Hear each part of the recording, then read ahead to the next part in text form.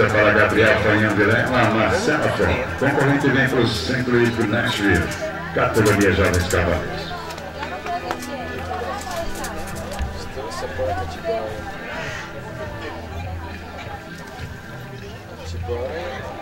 Tia, hoje, cara, 25 ou 26?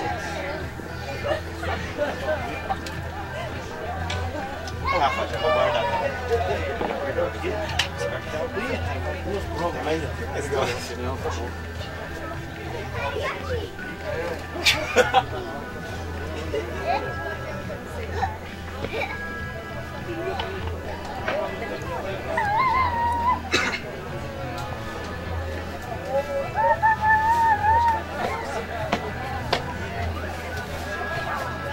Obrigada.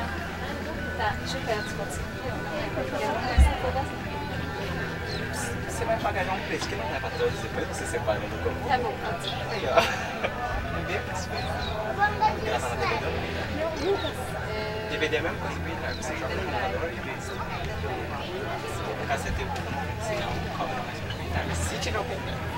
Tá, então pode ser DVD. Ó, vai ser a mesma coisa. Você vai Vai na colocar no seu TV, computador. né?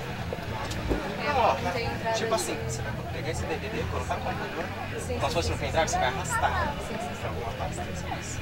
É só as fotos, tá? É só.